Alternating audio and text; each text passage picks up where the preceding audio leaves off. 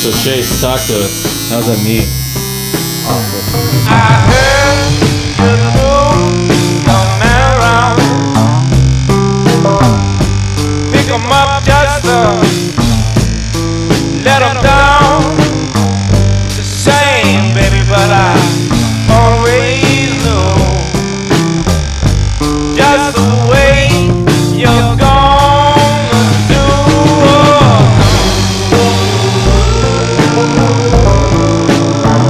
Oh, no.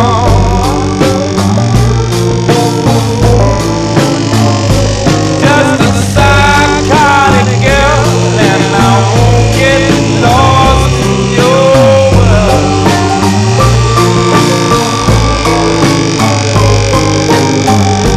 Friday night, a party like you were acting like everything was alright.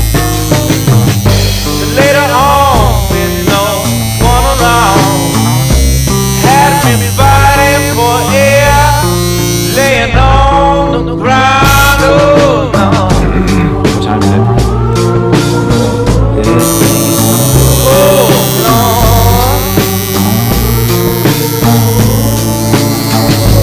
Just a psychotic girl, and I won't get lost in your world.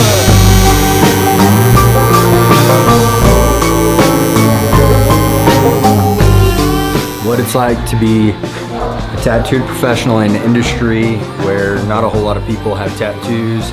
I'm meeting new people every single day, all age groups, all ethnicities, all cultures. It's never really been a hurdle for me. I have come across people that give me weird looks, but it can't be any worse than the way people look at my birthmark. However, I do have to hold myself a certain way for people to trust me and to not think that these are tattoos that I gained in prison. Even if I did, it doesn't make you who you are. You know, I'm like a huge believer in your past doesn't define who you are today. It's just how you treat others, how you love on others, whether you have tattoos or not. My tattoos personally all have meaning, and the guy Matt here that I get tattooed by is a good friend of mine, and every time I'm in here getting work done, it's a time to worship, talk about God, and to reconnect with my faith, and that's why I continue to keep marking up my body, and that's why people call me the Illustrated Realtor. So, Matt, what do you think about Chase being a professional and having literally a mural on his body? I think it's changing the view that I guess for an old generation, but also for a new generation of it's changing the view of it. That it doesn't hinder you because you're marking your body, but it's just a way of expressing yourself. You know, there's no limitations at all because you get tattoos. I don't think it limits your success either. Yeah, that's the word I was looking for. It doesn't at all. Success because you I've love art. Yeah, I've grown to top 0.5% of 1% in the nation of our company, all the while being the most tatted up real estate agent in all of San Diego. People just trust me for the work that I do, and I think if you keep that in mind and you don't let your own tattoos subconsciously affect your life and who you are and change your attitude and who how people perceive you, then I think you're good. Just like I said, treat others well, love, and be who you are. And I think people will see right past the tattoos. I honestly don't think people even see my tattoos anymore once they get to know me. I mean, I've got neck tattoos, and it's true. It's pretty cool. People really just don't notice them anymore. I don't even notice I have tattoos anymore. Do you feel like it has anything to do with California, being in California, born and raised, or do you feel like if you went anywhere, not even to change business like territory, but if you feel like you went anywhere else, do you think what you just said might be a little bit different? No, I got old school friends that are like, you know, I'm talking like old school traditional guys. And he even told me one day, he goes, you're typically not like the type of guys that I would hang out with, but like deep down inside, we're so much alike and we're so similar. I mean, I talk to him once a week. He's like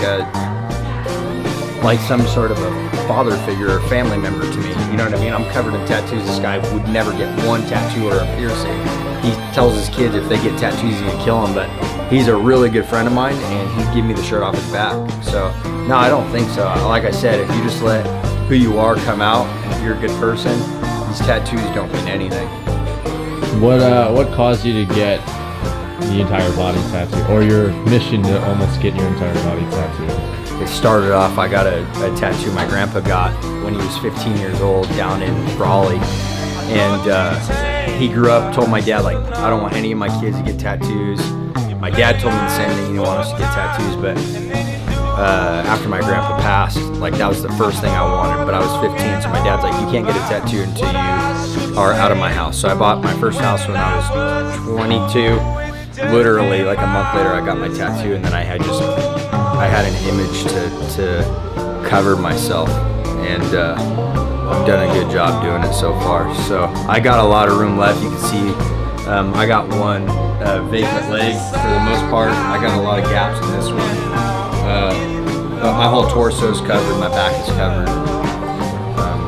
Yeah, I love it. What are your other plans after your vacant leg? And your face, your forehead? No face. Never touch the face. My wife said she would literally leave me, so I'm not doing that. Is there any other room after you finish that leg, like in general? Yeah, my butt cheeks. For real? Yeah, for real. I got it. I'll go do that one day. I just don't know when. On a scale of 1 to 10, how bad is this tattoo?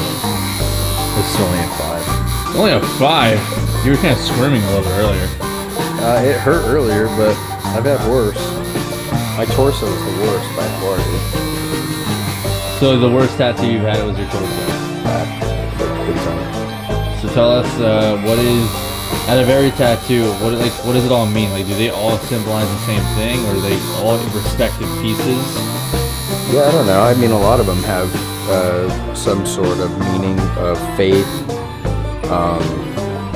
for my love of God, and then some stuff for my family. There's some pieces on here that I just liked in general, and I mean, if I went through it all, there's meaning behind most of it, but a lot of it, I would say 60% of it has to do with my faith or my family. Maybe actually 75% of it.